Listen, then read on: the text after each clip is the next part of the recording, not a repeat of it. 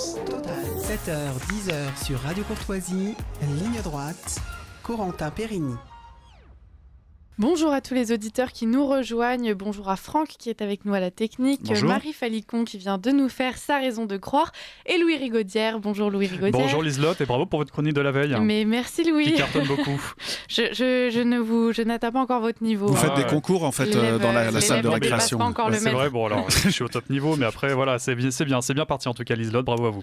Alors aujourd'hui Louis, vous avez décrypté l'actualité au travers des différentes chaînes d'information. Et oui Liselotte, c'est vrai que cette actualité très lourde autour de Crépol et de la mort scandaleuse du jeune Thomas a provoqué des réactions populaires assez inattendues. Mais vous me connaissez, l'angle qui m'intéresse davantage est le traitement médiatique que je considère comme totalement à côté de la plaque quand on navigue au travers de certaines chaînes. Et je vais commencer en tirant un petit coup de chapeau à un homme qui a réglé ses comptes avec une autre chaîne. Je parle bien sûr du journaliste que l'on ne présente plus, Pascal Praud. Mais Caroline Mécari, mais c'est insupportable, enfin, votre attitude. Mais enfin, ça va pas. Camomille. Mais c'est juste insupportable. Arrêtez. Camomille. Mais enfin, non mais moi, je peux plus animer une émission de télévision. Annulez le café. Je vous donne vraiment l'avis d'un téléspectateur. L'émission devient gênante et même insupportable avec ce brouhaha. Je vous assure que c'est vrai, tous les thèmes sérieux que vous traitez sont dévalorisés et l'image de vos invités qui vocifèrent s'en trouve dégradée. Ça va. C'est insupportable votre attitude sur les plateaux de télévision. Une camomille.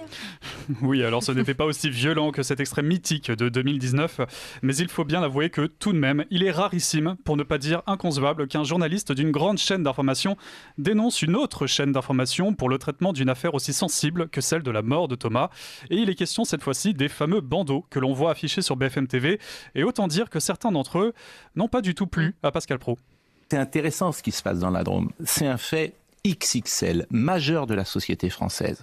Je vais dire ici ce que personne ne dit généralement quand il est journaliste. Je vais parler de mes confrères. Sur France Info ce matin, c'est une brève.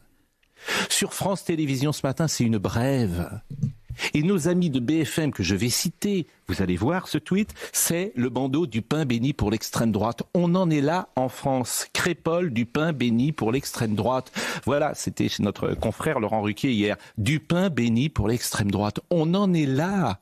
C'est-à-dire qu'il y a un rapport idéologique désormais à toute information. Il y a ce qu'on doit traiter, ce qu'on ne doit pas traiter. Et comme tous les journalistes, effectivement, ont un biais idéologique, eh bien, ils ne veulent pas parler de ça parce que c'est du pain béni pour l'extrême droite. Bon, quand on en est là, en fait, c'est fini. C'est fini. Et ce biais idéologique ne s'applique pas que sur Crépol, malheureusement, mais sur bien d'autres thèmes. Et pour appuyer les journalistes, nous pouvons compter sur les macronistes pour établir cette stratégie du doute et de l'enfumage permanent. Sauf que parfois, ça ne passe pas. Comme samedi dernier, où un député que personne ne connaît a tenté de répondre à la montée de l'insécurité en parlant de mesures gadgets dont tout le monde se fout et sans parler de l'essentiel. Ce qui a légèrement énervé l'avocat Pierre Gentillet, qui n'a pas retenu ses coups.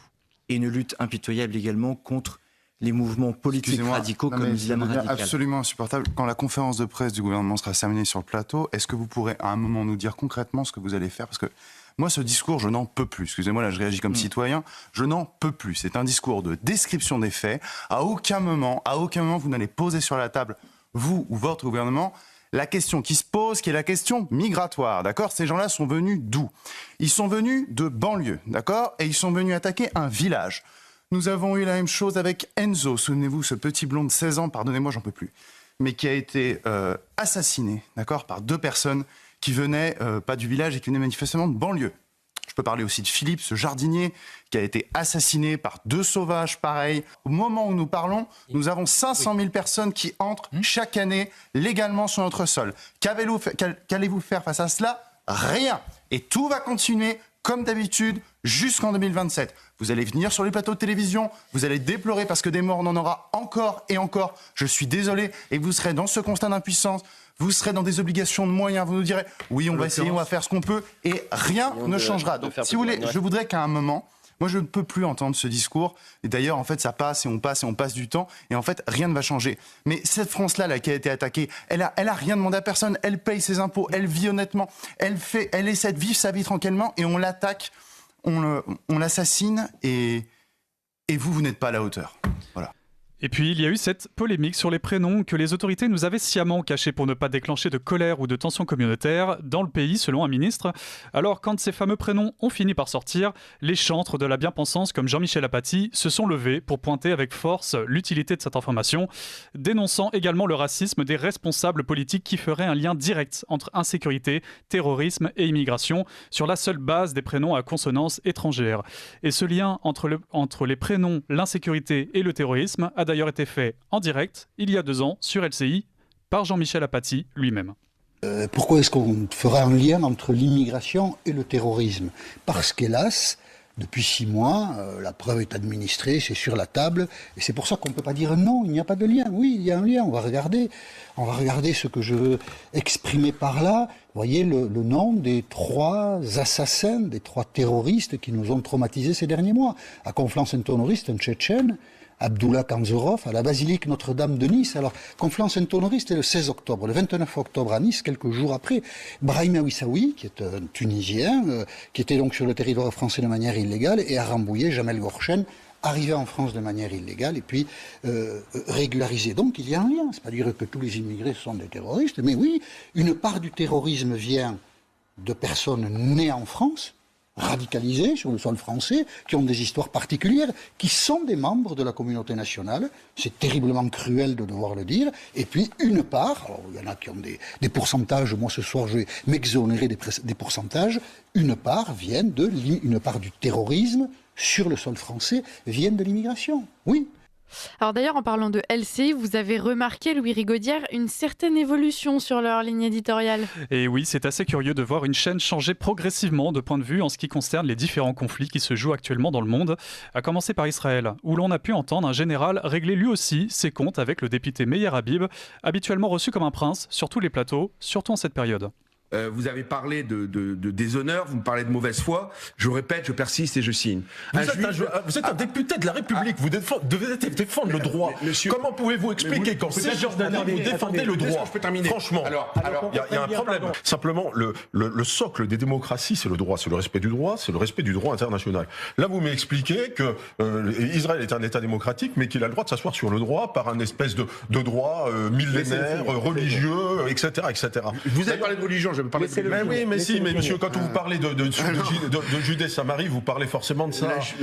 Moi, ce que je rappelle la position de la France que vous connaissez bien. L'itinéraire de Paris à Jérusalem, de Châteaubriand. Laissez finir le général. Meir Habib, s'il vous plaît, laissez finir le général. Voilà. Donc, et moi, je vous rappelle quand même que si vous avez un droit immémorial sur cette terre, il va falloir le rendre aux Philistins. Et puis peut-être qu'il faut rendre Constantinople aux Turcs à un moment donné. Donc, la Cisjordanie, ça a été reconnu. C'est un territoire reconnu qui appartient aux Palestiniens. Vous n'aurez jamais la paix, c'est tout ce que je veux dire, moi. Si vous n'aurez jamais la paix, si à un moment D'abord, c'est pas vous, je suis député français jusqu'à nouvel ordre, même si je suis franco-israélien. Oui, mais vous êtes le porte-parole de M. Netanyahou au quotidien. Et puis enfin, il y a eu l'Ukraine. Alors, on connaît tous le positionnement qu'a eu cette chaîne en faveur du régime de Kiev, mais depuis quelques mois, je vous en avais d'ailleurs parlé dans ma chronique il y a 2 semaines, un changement assez radical s'opère, et les journalistes et différents intervenants commencent peu à peu à reconnaître la victoire de Poutine, comme dans cet extrait où on reconnaît même clairement que la contre-offensive ukrainienne est tout simplement ratée. Mais l'idée, c'est vraiment un Vladimir Poutine qui est de plus en plus confiant, manifestement. Sur le terrain, en Ukraine, ça se passe quand même mieux, nettement mieux pour lui qu'il y a 1 an, par exemple, lorsqu'il y avait ce précédent sommet du G20, où il y avait une condamnation quand même assez ferme du G20 de ce qui se passait en Ukraine. Là, on voit bien qu'il est en train vraiment de se remettre en selle. Pourquoi il va mieux ? Parce que l'offensive ukrainienne a raté. Et que donc, lui, aujourd'hui, il est stabilisé relativement sur ses lignes. La menace est moins forte d'un risque de rupture et donc de menace sur la Crimée, qui était son seul sujet. Son sujet de base, encore une fois, le centre de gravité de la guerre en Ukraine, c'est la Crimée. Si les Ukrainiens avaient réussi à mettre la Crimée sous le feu, ça aurait changé la position et leur position dans une demande de négociation. Ils n'y sont pas arrivés. Alors voilà pour cette analyse de certaines lignes éditoriales qui, contrairement à ce que l'on pourrait penser, ne sont pas figées dans le temps, mais ont plutôt tendance à suivre le sens du vent au détriment de la cohérence. Et comme je le dis souvent, il suffit simplement d'être assez patient pour pouvoir le remarquer.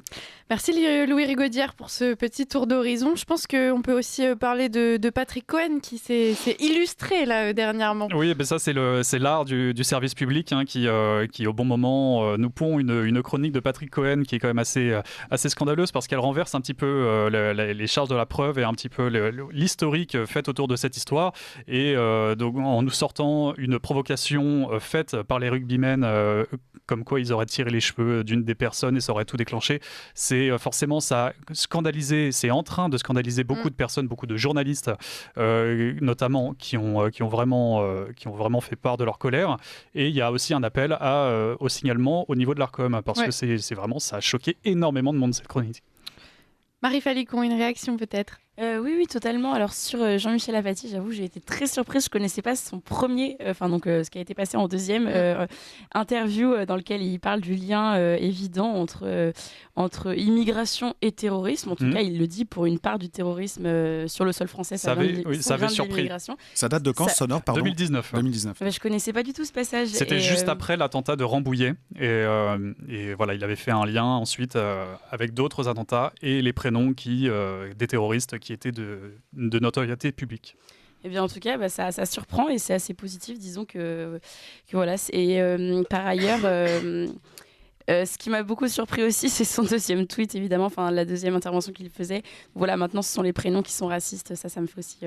Oui, parce qu'il s'est pris le bec avec Éric Zemmour sur Twitter là-dessus, comme quoi, voilà, c'était un petit peu les rapaces, entre guillemets, qui cherchaient absolument à trouver les noms pour ensuite voilà, faire leur beurre sur leur discours, soi-disant racistes, etc. Donc c'est toujours étonnant de voir voilà, cette contradiction assez majeure, surtout sur ce point-là. Mais bon, Jean-Michel Apathy, c'est pas une première. Bravo pour cette belle incohérence trouvée, en tout cas. Mais on en trouve pas mal. Mais l'actualité, forcément, quand il y a une actualité forte comme ça, elle révèle parfois certaines incohérences, mais il faut avoir de la mémoire, il faut souvent chercher, creuser, et c'est vrai qu'il y en a qui le font pour nous sur les réseaux sociaux, il faut suivre les bons comptes. Je vous incite à suivre Louis Rigaudière, par exemple, rigolois. Alors moi, je ne fais que retweeter, moi je tweete rarement, mais il y a des gros comptes, Pierre Sautarel notamment, qui vraiment recherchent des extraits assez, des petites mines d'or qui nous permettent un petit peu de restructurer un peu le personnage, parfois qui sont très moralisateurs, et les chantres de la bien-pensance, comme je dis. Enfin, en tout cas, sur Ligne Droite, c'est vous, Louis Rigaudière, notre anthologie de l'incohérence médiatique. Faut pas pousser.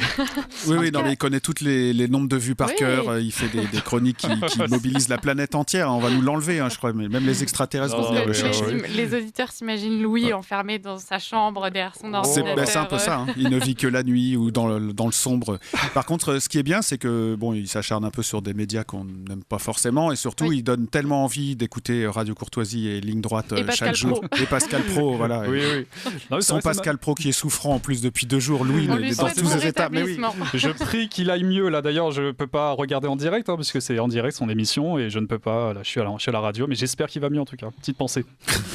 Merci à tous. Un jour, vous recevrez une carte postale de Pascal Pro, et là, ce jour-là. Un jour, on l'invitera. Ouais, c'est possible. Merci à tous pour cette Ligne Droite.